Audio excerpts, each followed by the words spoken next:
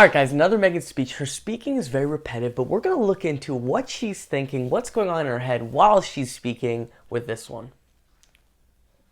Good evening, everyone. Your Excellencies, Prime Minister, Mr. and Mrs. Bridges, honored guests, ladies and gentlemen, good evening. Tenekato katoa. Look how long everyone waited to cheer for that. Like, it's again, she waits. She won't keep going if people don't cheer or laugh for something when she wants them to.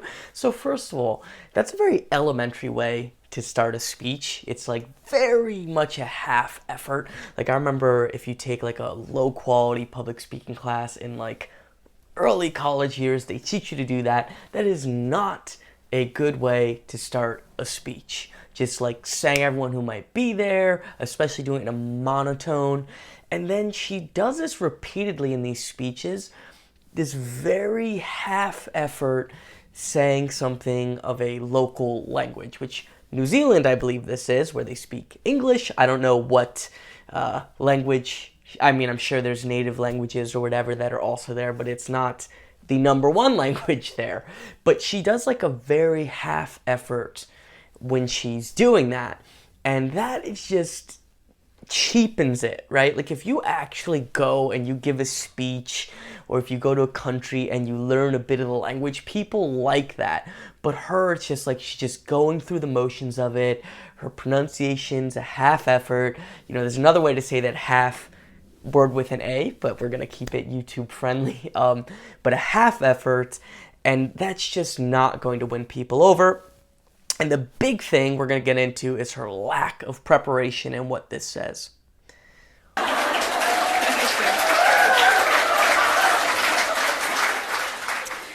Your Excellency, thank you for your warm welcome to Government House this evening, as well as for hosting me and Harry during our special time in New Zealand. We are proud to be able to join you tonight in celebrating the 125th anniversary of women's suffrage in your country. Did you notice that smile? There was a tense smile there when she said women's suffrage, like this little like tense smile. And what I want you to notice there, especially if you go back, is how pleased she was with the applause. So when she gets the applause, she loves it. But now she has that tense smile, and look at this expression right here, that tense face, and it's very simple. She does not want to be here. One of you commented that on some of these tours where she was a working royal, she was complaining that she wasn't being paid, even though she was getting access to, you know, the free cottage that she and Harry later complained about, you know, all these things. She just has, of course, this massive sense of entitlement, and she didn't expect that being a royal meant actually doing something. She wanted benefits only. But again, notice how her expression changed. When she got the adulation, she enjoyed it. But then when she's actually giving this speech, she's tense. Not because she's nervous, because she just does not want to be here. She feels resentful. She does not feel she should have to do any work. And you can see she didn't put much work into it. The achievements of the women of New Zealand who campaigned for their right to vote and were the first in the world to achieve it are universally admired. In looking forward to this very special occasion, I reflected on the importance of this achievement, but also the larger impact of what this symbolizes. Don't you see that, right? The lack of enthusiasm, and that's just not bad speaking technique. She does not care. Like, do you notice that? She's like, it's such a great achievement that you guys got the vote 125 years ago, and this is blah, blah, blah. It's just getting through it. She doesn't want to be there. She doesn't care. And it's so funny because, again, she used all of these feminist causes to get in front of people, to have status over other women, because most of those conversations she was talking to mostly women, but she couldn't care less. Look at her expression. I'm not purposely pausing it when she looks like upset or angry that she doesn't want to be there, but every time, just by chance, because her expression is always that, she's like, oh, I don't want to be here. So she does not care, she does not want to be there, and she's clearly not prepared. She does not want to do actual work. She does not actually care at all about New Zealand's history and about women's suffrage there. She just wanted to get attention and adulation. Because yes, women's suffrage is about feminism, but feminism is about fairness. Suffrage is not simply about the right to vote, but also about what that represents. the basic and fundamental human right of being able to participate in the choices for your future and that of your community. What? The involvement and voice that allows you to be a part of the very world that you are a part of. Am I the only one who's confused? What did she just say? The involvement and voice that allows you to be part of the very world that you're a very part of, or something like that? It was confusing. It made no sense. And again, you could see she does not want to be there, but the only time she seemed to wake up a little bit is when she started sounding a little bit angry. I think she went into her like buzzword mode, and I think a lot of that buzzwordiness is just it was an excuse for attention. It's whatever, this weird culture. She woke up for that a little bit, but for the most part, she just wants to get out of there. And there's something interesting I'll mention in a moment. And women's suffrage is not simply about the right to vote for women, but also about what that represents.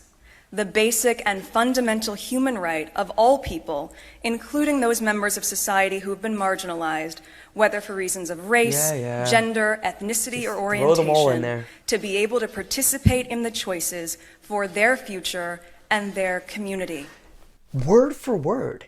Again, if you actually cared, you would give a speech that is prepared. She's reading this word for word off of a piece of paper. Like word for word. She doesn't have one bit of this memorized. She's not practiced this once. She's might not have written it, except for maybe the buzzwords. That's kind of up her alley. But look at her constantly looking down. And here's an interesting thing. A video that I'm working on, it's going to be part of the Oprah interview where she's talking about with Princess Catherine. Basically, she's using unbelievable amounts of manipulation. But the interesting thing I found is that she's prepared for. So when she's trying to throw someone under the bus, trying to put herself over, trying to create her own reputation, when she's doing those interviews, manipulating people, she is highly prepared.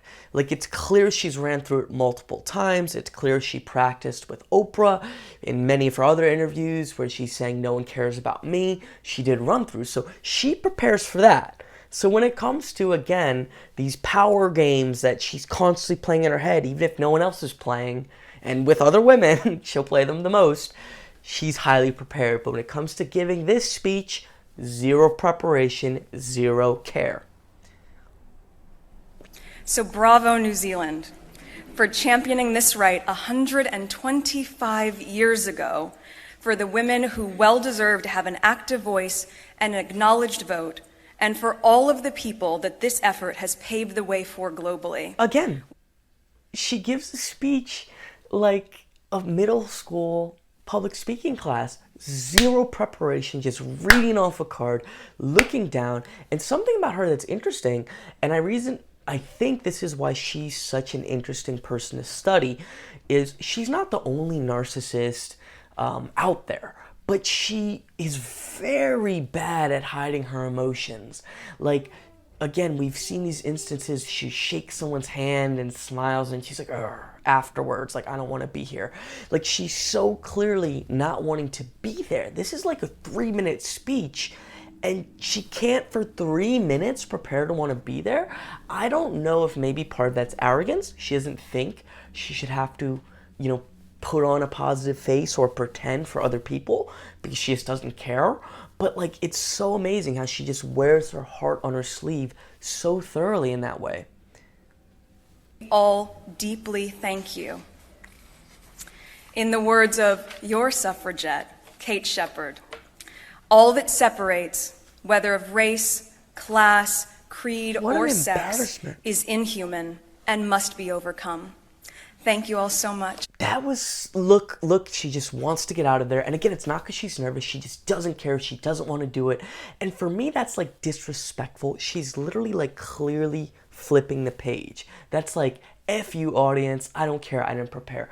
Like, I don't know. How would you guys feel if I was like talking and then I'm like in front of you just like turning a page? That means that you don't care and you put in zero effort into the speech. It's ridiculous.